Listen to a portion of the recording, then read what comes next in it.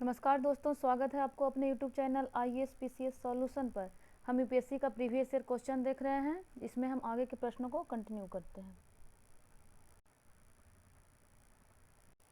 हमारा अगला प्रश्न है कि भारत में दार्शनिक विचार के इतिहास के संदर्भ में सांख्य दर्शन के बारे में निम्नलिखित कथन पर विचार करें। पहला है कि सांख्य आत्मा के पुनर्जन्म या स्थानांतरण के सिद्धांत को स्वीकार नहीं करता है। दूसरा कह रहा है कि सांख्य का मानना है कि यह आत्मज्ञान ही है जो मुक्ति की ओर ले जाता है और किसी बाहरी प्रभाव या घटक नहीं। इसमें कह रहा है कि कौन सा कथन सही है। तो ए में है केवल 1, बी कह रहा है केवल 2, सी कह रहा है 1 और 2 दोनों, डी कह रहा है ना तो 1 और ना ही 2। इसमें पहला क्या है कि सांख्य आत्मा के पुनर्जन्म या स्थानांतरण के सिद्धांत को स्वीकार नहीं करता। ये गलत है।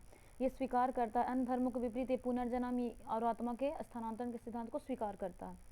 तो यानी मेरा एक गलत हो गया। अब दूसरा कह रहा है कि सांख्य का मानना है कि यह आत्मज्ञानी है जो मुक्ति की ओर ले जाता है और किसी बाहरी प्रभाव या घटक नहीं। तो यानी ये सही हो जाएगा। तो राइट आंसर क्या हो जाएगा? केवल 2। नेक्स्ट कह रहा है कि निम्नलिखित में से कौन सा एक बौद्ध मत में निर्माण की अवधारणा की सर्वश्रेष्ठ व्याख्या करता है। ए तृष्णा रूपी अग्नि का शमन, बी स्वयं की पूर्णतः अस्तित्वहीनता, सी परमानंद एवं विश्राम की स्थिति, डी कह रहा है कि धारणातीत मानसिक अवस्था। तो इसमें राइट आंसर क्या हो जाएगा? इसका आंसर है कि निर्वाण की अवधारणा को सर्वश्रेष्ठ व्याख्या कर रहा है कि तृष्णा रूपी अग्नि का शमन। इसमें एक चीज समझ सकते हैं कि जैसे कि निर्माण होता क्या है। तो निर्माण का मतलब है कि बूझ जाना, अर्थात लोभ, घृणा, सांसारिक माया, मोह, ये सब से मुक्त हो जाना। इच्छाओं से मुक्ति ही निर्वाण है। तो इसके लिए कहते हैं कि वैसा चीज, जैसे निर्माण का मतलब है कि जीवन मरण के चक्र से भी मुक्त हो जाना। इसी के लिए है तृष्णा रूपी अग्नि का शमन। नेक्स्ट कह रहा है कि निम्नलिखित में से कौन से लक्षण सिंधु सभ्यता के लोगों का सही चित्रण करता है। पहला में है कि उनके विशाल महल और मंदिर होते थे। दूसरा कह रहा है कि वे देवियों और देवताओं दोनों की पूजा करते थे। थर्ड कह रहा है कि ये युद्ध में घोड़े द्वारा खींचे गए रथों का प्रयोग करते थे। तो इसमें क्या हो जाएगा? कौन सा सही कथन को चुनना है? ए में है केवल 1 और 2, बी कह रहा है केवल 2, सी कह रहा है 1, 2 और 3, डी कह रहा है कि उपयुक्त कथनों में से कोई भी सही नहीं है। तो इसमें आइए, पहला कह रहा है कि उनके विशाल महल और मंदिर होते थे। तो ये गलत है। मंदिर होते थे लेकिन विशाल जो लगा दिया, इसके कारण ये गलत हो गया। दूसरा कह रहा है कि वे देवियों और देवताओं दोनों की पूजा करते थे। तो ये सही है।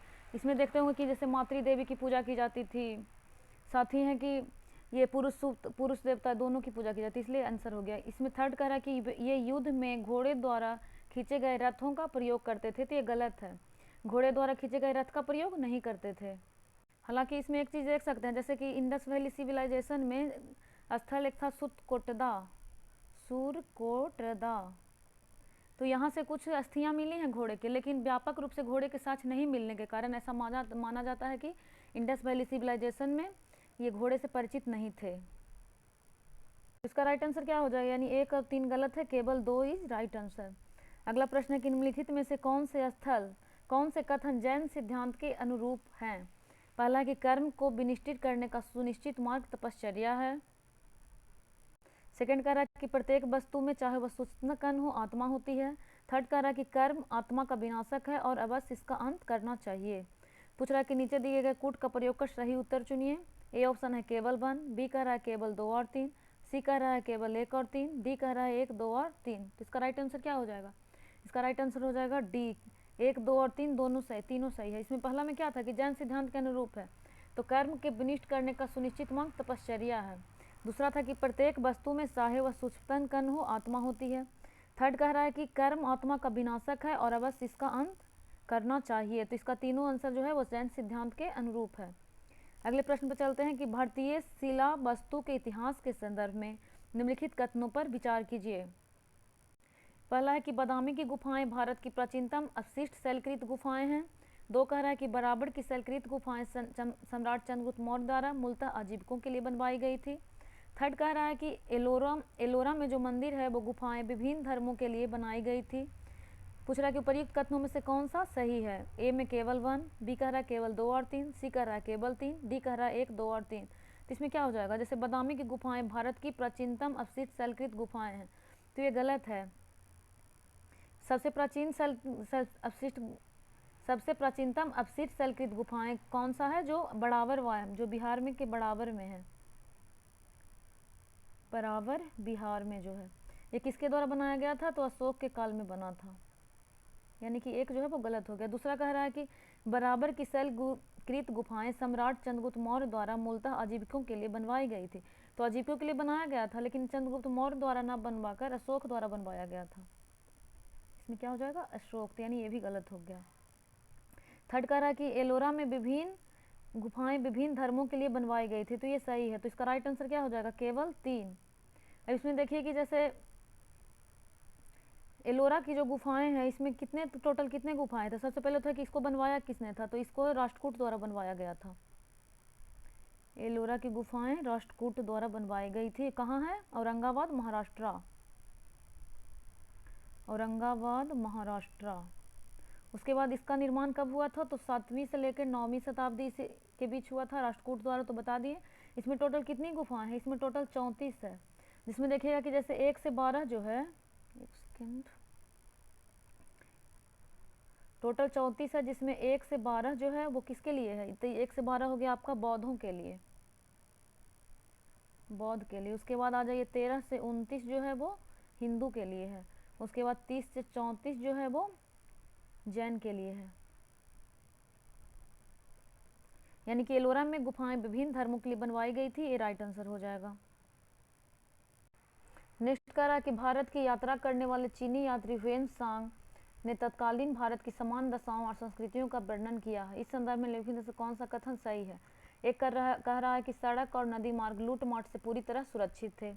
2 कह रहा है कि जहां तक अपराधों के लिए दंड का प्रश्न है, अग्नि, जल व विष द्वारा सत्य परीक्षा किया जाना ही किसी भी व्यक्ति की निर्दोषता अथवा दोष के निर्णय के साधन थे। थर्ड कह रहा है कि व्यापारियों को नौघाटों और नौकों पर शुल्क देना पड़ता था।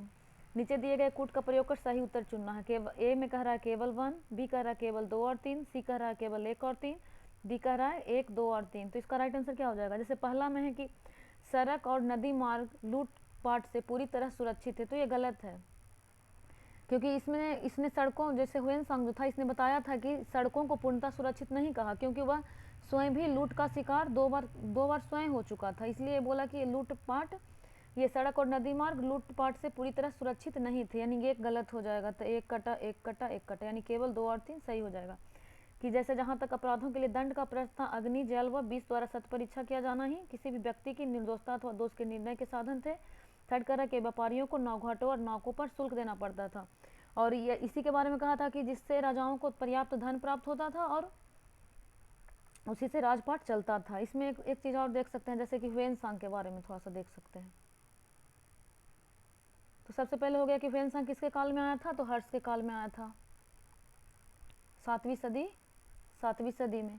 उसके बाद है कि इसे तीर्थयात्रियों का राजकुमार कहा जाता था ह्वेन-सांग को। साथ ही ये 5 वर्ष नालंदा में रहा था, ऐसे भी पूछ सकता है।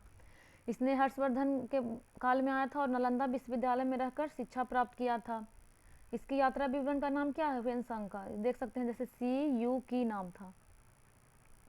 इसके यात्रा विवरण का नाम था CU और की। साथ ही इसके बारे में और समझ सकते हैं कि जैसे शूद्रों को कृषक कहा था, जो शूद्र थे उन्हें इन्होंने क्या कहा, कृषक। साथ ही बताया कि हर्ष को वैश्य जाति का बतलाया था। साथ ही उसके हर्ष के कर्तव्य पर उसके बारे में बहुत अच्छी बातें लिखा कि हर्ष अच्छे राजा थे। इसके अलावा इसने हर्ष के काल में जो आयोजित हुआ था कन्नौज की धर्म संसद सभा, कन्नौज में उसकी अध्यक्षता की थी तथा प्रयाग में 6ठी महामोक्ष परिषद में भी भाग लिया था ह्वेन-सांग ने। नेक्स्ट प्रश्न पे चलते हैं। नेक्स्ट कह रहा है कि भारत के सांस्कृतिक इतिहास के संदर्भ में नृत्य एवं नाट्य कला की एक मुद्रा जिसे त्रिभंग कहा जाता है, प्राचीन काल से आज तक भारतीय कलाकारों को अति प्रिय रही है। कौन सा एक कथन जो है उस सर्वोत्तम रूप से इसका वर्णन करता है त्रिभंग मुद्रा का। तो पहला है कि एक पाँव मोड़ा जाता है और देह थोड़ी किंतु विपरीत दिशा में कटी एवं ग्रीवा बकरीय रूप मुद्रा में होती। बी कह रहा है कि मुख अभिव्यंजनाएं, हस्त मुद्राएं एवं असज्ज कतिपय महाकाव्य अथवा ऐतिहासिक पात्रों को प्रतीकात्मक रूप में व्यक्त करने के लिए संयोजित की जाती है। सी कह रहा है कि देह, मुख एवं हस्तों की गति का प्रयोग स्वयं को अभिव्यक्त करने अथवा एक कथा कहने के लिए किया जाता है। डी कह रहा है कि प्रेम एवं श्रृंगार की अनुभूतियों को अभिव्यक्त करने के लिए मंद, स्मिति, थोड़ी वक्र, कटी एवं कतिपय हस्त मुद्राओं पर बल दिया जाता है। तो इसका राइट आंसर क्या हो जाएगा, 97 का हो जाएगा आपका ए, कि एक पाँव मोड़ा जाता है और देह थोड़ी किंतु विपरीत दिशा में कटी एवं ग्रीवा बकरीय रूप में होती है त्रिभंग मुद्रा में। इसमें से आप समझ सकते हैं कि इसमें शरीर का आकार जो है एस आकार जैसा लगता है, और जो कृष्ण भगवान थे जो इसी मुद्रा में बांसुरी बजाते हैं, इसलिए इन्हें त्रिभंग मुरारी कहा जाता है, त्रिभंग मुरारी। चलते हैं नेक्स्ट प्रश्न पे। नेक्स्ट कह रहा है कि निम्नलिखित ऐतिहासिक स्थलों पर विचार कीजिए। पहला है अजंता की गुफाएं, दूसरा लेपाक्षी मुद्रा, तीसरा है सांची स्तूप। उपर्युक्त स्थलों में से कौन से भित्ति चित्रकला के लिए भी जाना जाता है? तो इसमें ए ऑप्शन है केवल 1, बी कह रहा है केवल 1 और 2, सी कह रहा है 1, 2 और 3, डी कह रहा है नन ऑफ द एबव। इसमें कौन सा है जो भित्ति चित्रकला के लिए जाना जाता है? तो इसमें अजंता की गुफाएं भित्ति चित्रकला के लिए जाना जाता है, जबकि लेपाक्षी मुद्रा नहीं जाना जाता है, और सांची का जो स्तूप है वो भी भित्ति चित्रकला के लिए जाना जाता है। तो इसका राइट आंसर क्या हो जाएगा? भित्ति चित्रकला के लिए भी जाना जाता है, तो केवल 1 और 2 इज राइट आंसर। नेक्स्ट प्रश्न पे चलते हैं। नेक्स्ट कह रहा है कि भारतीय इतिहास के कला और संस्कृति के संदर्भ में निम्नलिखित नियमों पर विचार कीजिए। एक तरफ दिया हुआ कि मूर्ति कला का प्रसिद्ध कार्य और दूसरे तरफ स्थल है। तो पहला कह रहा है कि कई लोगों के साथ बुद्ध के महापरिनिर्वाण की एक भव्य प्रतिकृति, जिसमें ऊपर कई दिव्य संगीतकारों और नीचे उनके अनुयायियों को दुखद आकृतियां हैं। तो क्या ये अजंता में है? दूसरा कह रहा है कि देवी पृथ्वी की गहरी और विश्रृंखला जल से बचाए हुए चट्टान पर उकेरी गई विष्णु के बराह अवतार की एक विशाल प्रतिमा, इसमें स्थल क्या माउंट आबू में है? तीसरा कह रहा है कि अर्जुन की तपस्या गंगा का अवतरण विशाल शिलाखंड की सतह पर गढ़ी गई प्रतिमा, तो ये क्या मामलपुरम में है? तो इसमें बताना है कि कौन सा मेल खाता है। ए में कह रहा है केवल 1 और 2, बी कह रहा है केवल 3, सी कह रहा है केवल 1 और 3, डी कह रहा है 1, 2 और 3। तो 99 का आंसर क्या हो जाएगा? इसमें सी हो जाएगा। 1 और 3 तो सही है, जबकि दूसरा में कह रहा है कि देवी पृथ्वी की गहरी और विश्रृंखल जल से बचाते हुए चट्टान पर उकेरी गई विष्णु की बराह अवतार की एक विशाल प्रतिमा। तो माउंट आबू में नहीं है, ये भी मामलपुरम में ही है। तो इसका राइट आंसर हो जाएगा केवल 1, 2, 1 और 3। नेक्स्ट कह रहा है कि भारत में बौद्ध इतिहास, परंपरा और संस्कृति के संबंध में निम्नलिखित युग्मों पर विचार कीजिए। विख्यात तीर्थस्थल दिया हुआ है, एक तरफ अवस्थान दिया हुआ है। तो पहला है कि टाबो मठ और मंदिर संकुल स्पीति घाटी, दूसरा है लहोत्सव लहांग मंदिर नक्को जास्कर घाटी, तीसरा है अल्बी मंदिर संकुल लद्दाख। इसमें पूछ रहा है कि निम्नलिखित युग में से कौन सा सही सुमेलित है? ए में कह रहा है केवल 1, बी कह रहा है केवल 2 और 3, सी कह रहा है केवल 1 और 3, डी कह रहा है 1, 2 और 3। तो इसमें राइट आंसर क्या हो जाएगा? पहला में हो जाएगा टाबो मठ और मंदिर संकुल, तो ये तो स्पीति घाटी में है। लेकिन दूसरा जो है जैसे लहोत्सव लखांग मंदिर नक्को, तो ये कहाँ पड़ता है? ये हिमाचल प्रदेश में है।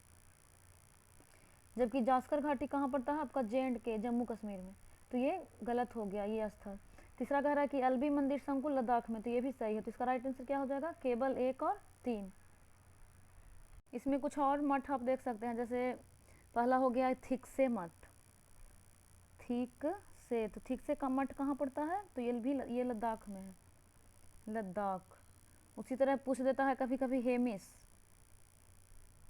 तो हेमिस भी लद्दाख में है। साथ ही पूछ देता है कभी कभी रूमटेक, तो रूमटेक मठ कहाँ है? गंगटोक सिक्किम। चौथा में जैसे एक देख लीजिएगा, जैसे तवांग पूछ देता है, तवांग कहाँ पड़ता है? तो अरुणाचल प्रदेश।